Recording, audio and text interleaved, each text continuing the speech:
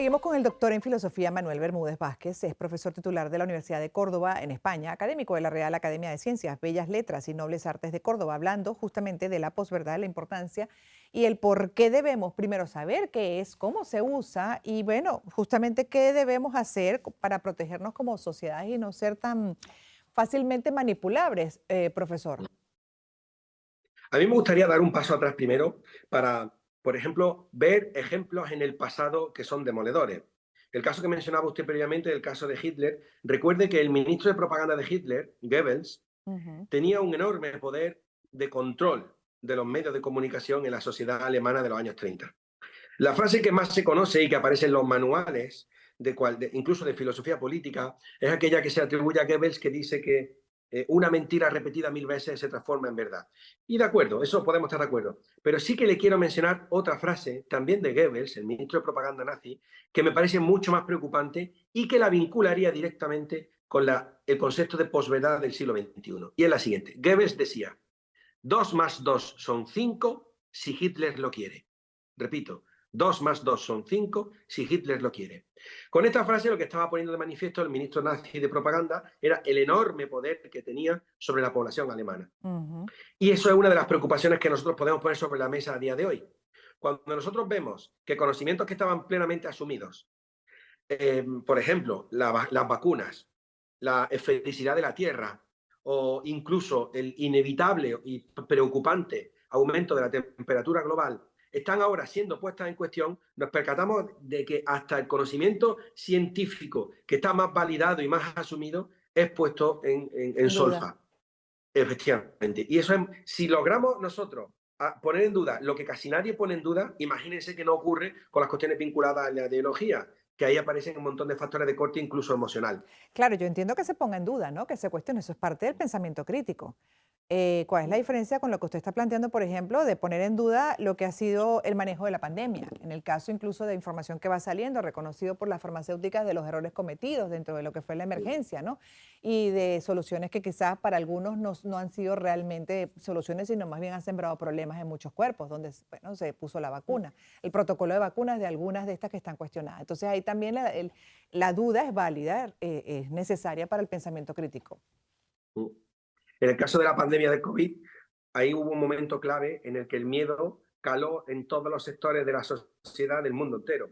Entonces se actuó en muchas ocasiones de una manera apresurada, evitando, o por lo menos no permitiendo el acceso de los protocolos científicos pues, a la hora, por ejemplo, de establecer una vacuna. Nosotros hemos visto ahora, es verdad, que ha habido algunos laboratorios que ofertaron vacunas en el año 2021 que no terminaron de llevar a cabo los análisis que eran importantes para evitar efectos secundarios perniciosos.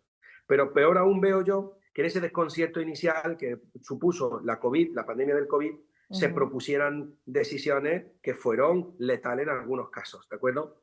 En el caso europeo tal vez menos, pero yo recuerdo en Norteamérica la sugerencia que se hizo que terminó con algunos individuos, con algunos ciudadanos bebiendo directamente lejía. Claro, cuando además de la desinformación, que la hay, cunde el miedo o el pánico, ahí tenemos un cóctel perfecto para ir, desde mi punto de vista, ¿no? Atajando los que son las defensas básicas que debe tener una sociedad. Claro, yo insisto en la idea, porque si la posverdad se presentara sola, creo que una alternativa para resolverla sería reforzar los elementos de pensamiento crítico en el sistema educativo. Pero es que la posverdad no se está presentando sola. Este siglo XXI está plagado de desafíos que son bastante preocupantes y que parece que vinieran en contubernio. Mm. Yo ya he publicado varios artículos, incluso capítulos de libros, vinculados a los que considero que son estas graves amenazas, que le puedo hacer el elenco rápidamente. Serían la demagogia, el populismo, las noticias falsas, la posverdad de la que estamos discutiendo hoy, la carencia de elementos de pensamiento crítico en el sistema educativo, fruto de un modelo que se puso encima de la mesa aquí en Europa al menos en 1999, y luego la extrema polarización que están sufriendo gran parte de las sociedades democráticas. Bueno, pues si cada uno de esos elementos ya merecería nuestro análisis para estar precavidos respecto a los efectos que va a poder tener a largo plazo, imagínense usted si vienen todos al mismo tiempo.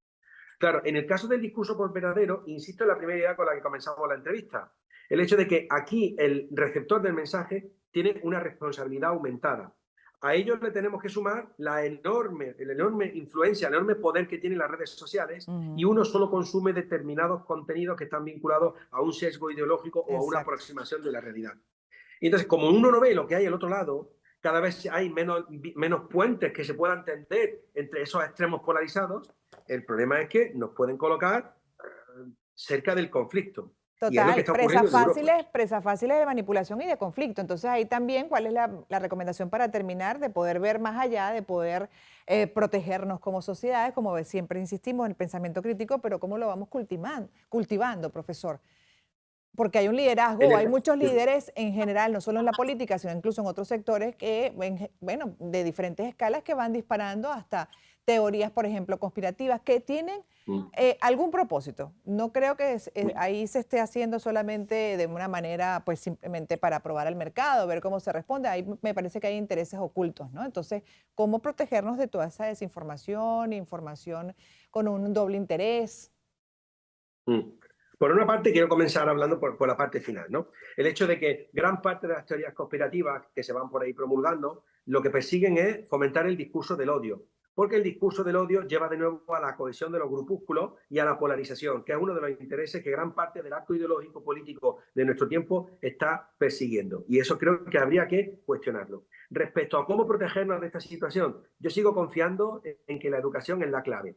Les puedo hablar del caso europeo, que evidentemente les parecerá poco atingente a su realidad cotidiana. Pero el caso europeo es un paradigma. ¿Por qué? Porque también se está exportando al resto del mundo y Europa sigue siendo un polo muy poderoso a nivel de educación superior. En el año 1999 se llevaron a cabo los famosos acuerdos de Bolonia, que supusieron una transformación completa del todo panorama educativo europeo, desde los niveles de educación secundaria hasta los últimos grados universitarios y doctorados. ¿A dónde condujo aquellos acuerdos de Bolonia? Pues allí se produjeron una serie de decisiones de corte fuertemente ideologizado que acabaron neutralizando la presencia de los elementos de pensamiento crítico en el torrente educativo universitario europeo. ¿Y el Mm. resultado cuál es? Pues vemos que 20 años después vemos una sociedad desprovista de las defensas mínimas de pensamiento crítico frente a este tipo de discursos que son los que nos preocupan. Y ahí vemos el auge de los extremismos en países tan europeos como Francia, Italia, Alemania, Hungría, Polonia, la República Checa, etcétera, etcétera, etcétera. Además, nosotros aquí tenemos una enorme guerra que se está librando en Ucrania con modelos contrapuestos, de modo que hay que andarse con ojo, porque si a la debilidad democrática sumamos la enorme incertidumbre, incluso militar, el resultado es que no queda más remedio que apostar por la educación, pero una educación libre de ese sesgo ideologizado que se le impuso a finales de los años 90 y principios del siglo XXI. Una educación que vuelva a hacer hincapié en la presencia de las humanidades, sobre todo Mm. en los años clave, que son desde los 12 hasta los 18 años, y luego en la universidad. No se puede abandonar la ética, no se puede abandonar la filosofía ni la literatura.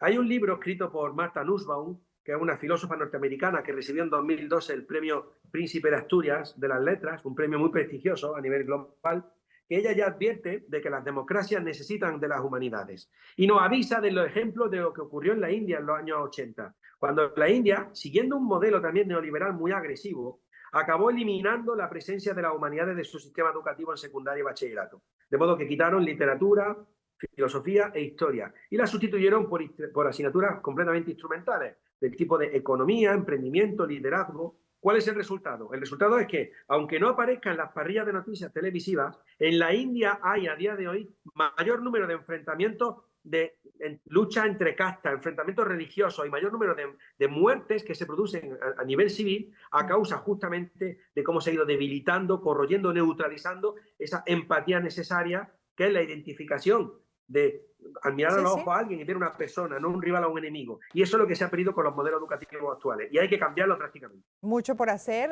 no es de un día para otro, es a largo plazo, pero bueno, aquí vamos, ¿no?